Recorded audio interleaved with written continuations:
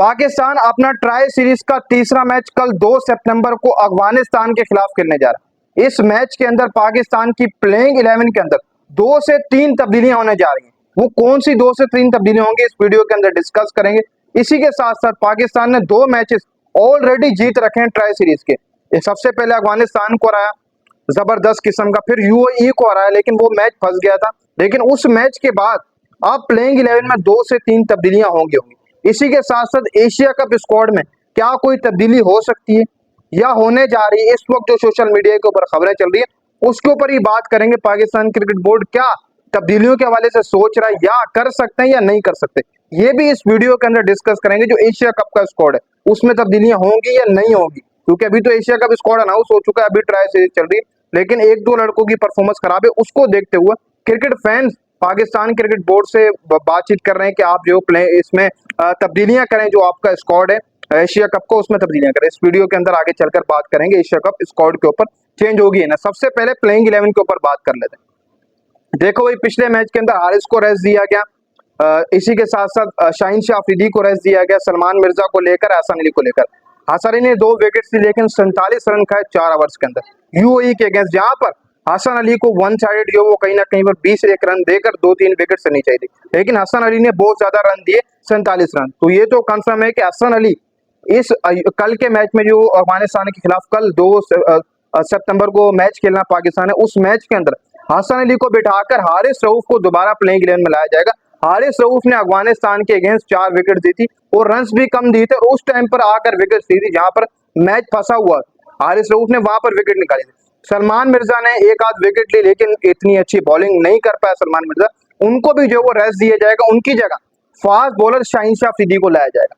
ये तो हो गई 2 तब्दीलियां जो कि कल होने जा रही हैं अफगानिस्तान के खिलाफ मैच के अंदर। जो 2 तब्दीलियां हैं, सलमान मिर्जा की जगह शाहीन शाह अफरीदी, हसन अली की जगह शाहीन शाह अफरीदी वापस आने जा रही है। ये 2 तब्दीलियां, हारिस शाहीन की वापसी होने जा रही है, सलमान मिर्जा और हसन अली को रेस्ट करवाया जाएगा। अब तीसरी जो तब्दीली है वो क्या हो सकती है?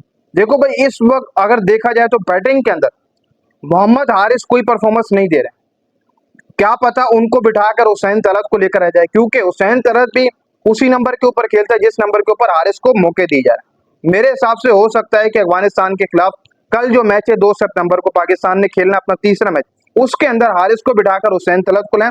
जहां तक विकेट कीपिंग का सवाल है तो साहिबजादा फरहान से विकेट कीपिंग कराई जाती है। हुसैन तलत को मेरे हिसाब से खिलाना चाहिए, हारिस को बिठाना चाहिए बेंच के ऊपर। हुसैन तलत को आप लेकर आओ, वेस्ट इंडीज के खिलाफ आपको मैच भी जितवाया था ओडीआई मैच, अगर आपको याद होगा हसन नवाज के साथ पार्टनरशिप इसी बंदे ने लगाई, तो इसका एक बनता है कि पॉइंट ऑफ व्यू आप हुसैन तलत को लेकर आए, हारिस को बिठा दें। लेकिन फकर ही परफॉर्मेंस नहीं दे रहा, लेकिन फकर को आप फिलहाल लेने दें।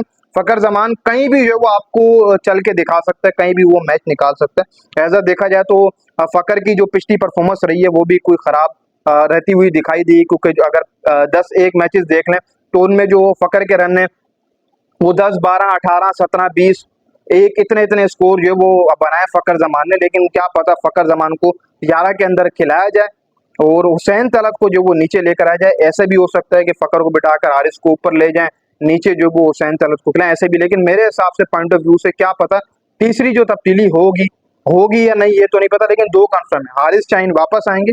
तीसरी जो तब्दीली है वो हारिस की जगह हुसैन तलत को लाया जा सकता है, या फकर की जगह हुसैन तलत को लाया जा सकता है, हारिस को ऊपर खिलाया जा सकता है वन डाउन, ऐसे भी हो सकता है। लेकिन एक तब्दीली और क्या पता हो तीसरी तब्दीली के ऊपर जो मैंने बात की। 2 तब्दीलियां तो कंफर्म है, हारिस शाहीन आएंगे, सलमान मिर्जा और हसन अली बाहर जाएंगे। तो ये 2 तब्दीलियां मेरे हिसाब से हो सकती हैं, बाकी तीसरी कंफर्म नहीं है, हारिस को बिठाएंगे या नहीं बिठाएंगे। अब बात कर लेते हैं एशिया कप स्क्वाड कप, जो सबसे बड़ा मुद्दा है। देखो, इस वक्त क्रिकेट फैंस बोल रहे हैं कि यार चेंजिंग होनी चाहिए, और सोशल मीडिया के ऊपर भी कहीं ना कहीं पर चल रहा है कि यार एशिया कप स्क्वाड में तब्दीली होगी। देखो भाई, सबसे पहली बात तो ये कि जो एशिया कप स्क्वाड की आखिरी डेडलाइन है, आप उसके बाद तब्दीली नहीं कर सकते। वो थी 31 अगस्त, वो चली गई आज 1 सितंबर। इससे पहले जो आखिरी डेडलाइन थी एशियन क्रिकेट काउंसिल की तरफ से वो 30 अगस्त बताई जा रही है, लेकिन फिर एक दिन और दिया गया। एशिया की जो टीमें थी उनको क्या आप स्क्वाड में तब्दीली कर सकते हैं, वो दिया गया था 31 अगस्त का, जो आखिरी महीने की तारीख थी 31 को, वो दिया गया था। उसके बाद जो वो तमाम टीमें चेंज नहीं कर सकती हैं बिला फजूल, यानी कि ऐसा नहीं कर सकती कि जी एक को निकाल दी दूसरे को अपनी मर्जी से लेकर, ऐसा नहीं कर सकती।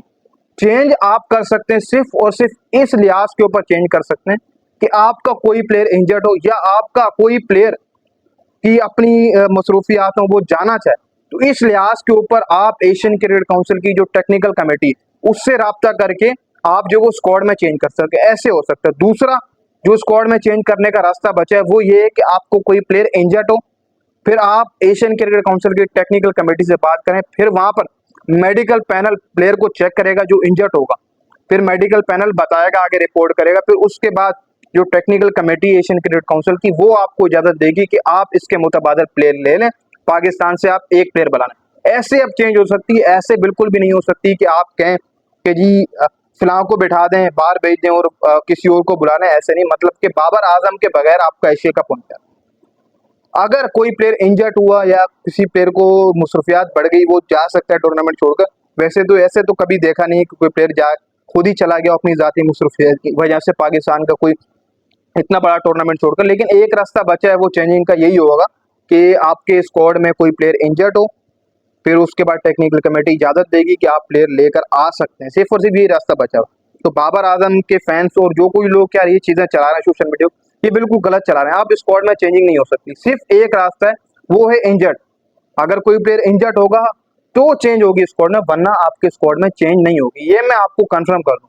जो लोग ये खबरें कर रहे हैं कि स्क्वाड में चेंज होने जा रही है, ये होने जा रहा है, ऐसा कुछ भी नहीं होगा भाई। डेट चली गई, एशियन क्रिकेट काउंसिल की डेट चली गई। ऐसा नहीं है कि आपका जब दिल करेगा आप मुंह उठाकर चेंज कर देंगे। भाई एशियन क्रिकेट काउंसिल की डेट चली गई, 31 अगस्त आखिरी दिन था एशिया कप स्क्वाड में चेंज करने का। कोई टीम अगर करना चाहे तो वो कर सकती थी 31 अगस्त, लेकिन आज 1 सितंबर हो गई, तो स्क्वाड में आप तब्दीली नहीं हो सकती। सिर्फ एक रास्ता है, वो यही है कि आपको कोई प्लेयर इंजर्ड होगा तो स्क्वाड में तब्दीली होगी। बाकी जो लोग खबरें चला रहे हैं वो चलाना बंद कर दें। बाबर आजम के बगैर ही अब आगे एशिया कप होगा। बाबर आजम को पहले नहीं सिलेक्ट किया गया था, तो अब भी होपफुली नहीं आएंगे बाबर आजम। अगर कोई प्लेयर इंजर्ड होगा तो शायद फिर बाबर आजम आ जाए स्क्वाड के अंदर, तो ऐसे हो सकता है। फिर बाबर आजम के फैंस ये दुआ करें कि फकर या फिर कोई और इंजर्ड हो, फिर हम बाबर को लेकर आ जाएं। फिर ऐसे बाबर आ सकता है, और कोई रास्ता नहीं है इंजरी के अलावा, जब तक कोई प्लेयर इंजर्ड नहीं होगा। तो ये खबर थी जो मैंने प्लेइंग 11 भी आपको भी बता देता हूँ कि पाकिस्तान की प्लेइंग 11 बाकी वही सेम रहेगी। जो रहने वाली बाकी 2-3 तब्दीलियां मैंने आपको बता दी, ये प्लेइंग 11 में हो सकती हैं।